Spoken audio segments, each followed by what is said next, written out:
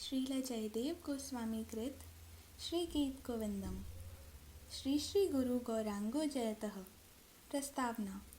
श्री गौड़ीय वेदांत समिति के प्रतिष्ठाता एवं आचार्य केशरी नित्य लीला प्रविष्ट ओम विष्णुपाद अष्टोत्तरशत श्री श्रीमद् भक्ति प्रज्ञान केशव गोस्वामी महाराज की अहेतु की अनुकंपा से उन्हीं की प्रीति के लिए कवि कुल तिलक श्री जयदेव गोस्वामी कृत श्री गीत गोविंद का यह अभिनव संस्करण प्रकाशित हो रहा है। किसी भी ग्रंथ को पढ़कर उसका शब्दार्थ ग्रहण करना एक बात है और गंभीर भावार्थ को समझकर उससे भली भांति परिचित होना एक और बात है। शब्दार्थ समझना अधिकतर सहज होने पर भी गंभीर भावार्थ समझना उतना सहज नहीं है। जो इस ग्रंथ का अधिकारी नहीं है उसके लिए तो भावार्थ ग्रहण करना नितांत असंभव है। इसलिए सभी प्राचीन ग्रंथों के प्रारंभ में अधिकारी और अनधिकारी की बात बतलाई गई है। किसी किसी महानुभाव ग्रंथकार ने अनधिकारियों को उन ग्रंथों को पाठ करने में जिसके लिए वे अनधिकारी हैं शपथ देकर उनको पढ़ने के लिए निषेध किया है। इसका उद्देश्य क्या है? उद्देश्य और कुछ नहीं, अनधिकारी उन ग्रंथों को पढ़कर सही अर्थ समझने के बदले दूसरा अर्थ समझ लेंगे और परिणाम स्वरूप हित के बदले अहित ही होगा। पूज्यपाद श्री जयदेव गोस्वामी ने भी अपने ग्रंथ के सर्वप्रथम मंगलाचरण में ही अधिकारी की बात स्पष्ट कर दी है। यदि हरिस्मरणे सरसम मनः यदि विलास कलासु कुतूहलम मधुर कोमल कांत पदावली श्रृणु तदा जयदेव सरस्वती। अर्थात उन्होंने कहा है कि श्री हरि की सुखद स्मृति की यदि मन में इच्छा हो अथवा यदि तुम हरि का प्रीतिपूर्वक स्मरण करना चाहते हो अथवा श्री हरि के विलास ने पुण्य को जानने का हृदय में कौतूहल हो तो तुम इस ग्रंथ का पाठ करो, अन्यथा तुम इस ग्रंथ का पाठ मत करो। मेरी यह कोमल कांत पदावली तुम्हारे निकट जितनी भी मधुर और कोमल हो, तुम अनधिकारी इसका पाठ मत करो। यदि तुम्हारे हृदय में कौतूहल हो और उनके रास विलास को जानने की इच्छा हो तो मेरी कोमल कांत पदावली तुम्हारे निकट बहुत ही मधुर, कोमल और अत्यंत कमनीय विवेचित होगी। इतना स्पष्ट करने के बाद भी अनधिकारियों के निकट श्री जयदेव कवि पार नहीं पा सके। उनके मधुर एवं अलंकृत भाषा के आकर्षण के कारण वे इस ग्रंथ का पाठ करते हैं और अंत में उसका यथार्थ भावार्थ या मर्म ग्रहण करने में असमर्थ होकर अभद्र की भांति कवि कुल चूड़ामणि श्री जयदेव को ही गाली गलौज करते हैं। ऐसा तो होगा ही। वे तो श्री हरि को नहीं पहचानते, वे हरि की मधुर स्मृति के निकट भी नहीं जाना चाहते। वे केवल स्वयं को समझते हैं, वह भी देहेंद्रियात्मक स्वयं को समझते हैं। वे अपने शरीर और इंद्रियों को सुखकर समझकर उसे ही चरम सुख मानते हैं। वैसे काम के किंकर जन श्री जयदेव गोस्वामी द्वारा वर्णित अप्राकृत प्रेम के व्यापार को क्या समझेंगे? इसलिए परम पूजनीय श्री कृष्णदास कविराज गोस्वामी ने श्री चैतन्य चरितामृत में कहा है, काम प्रेम दोहांकार विभिन्न लक्षण लौह आर हेम जैछे स्वरूप विलक्षण।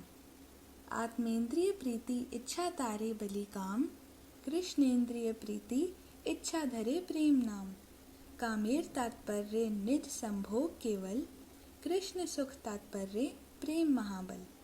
तात्पर्य यह है कि लौकिक काम और अप्राकृत प्रेम इन दोनों के लक्षण अलग अलग हैं।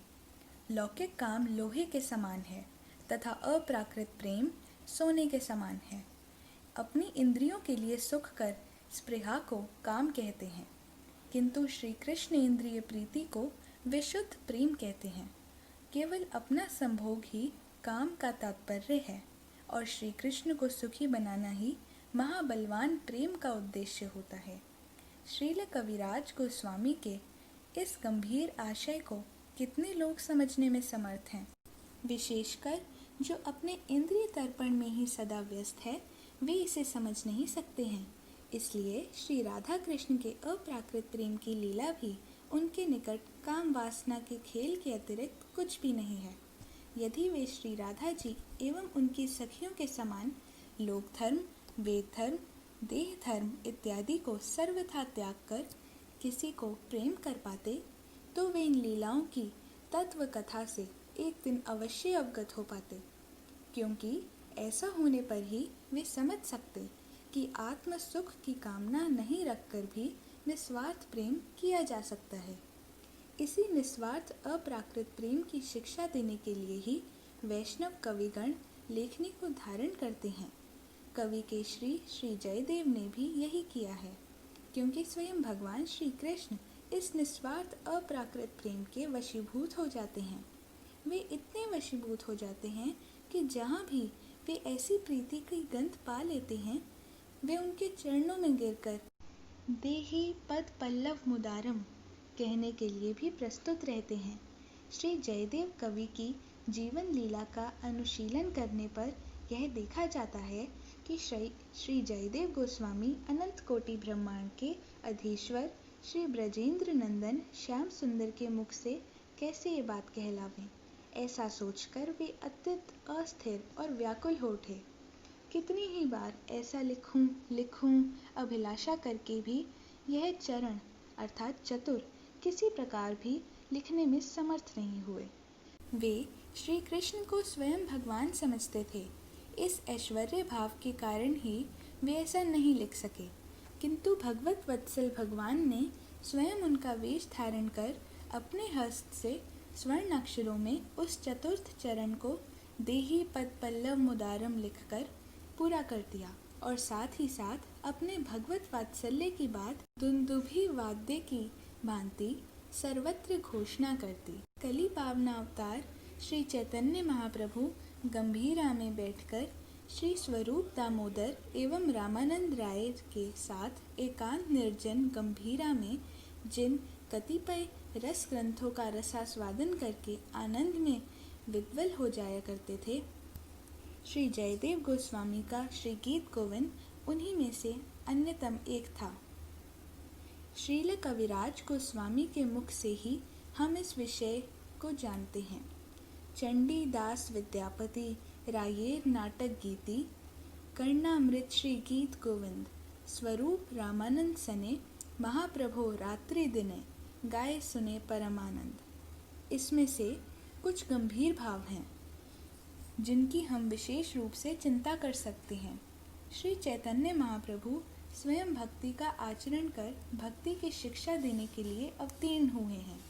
वे ऐसे निर्जन और गोपनीय गंभीरा में मात्र 2-1 अपने अंतरंग भक्तों को लेकर इन सब ग्रंथों का अनुशीलन रसास्वादन क्यों करते थे?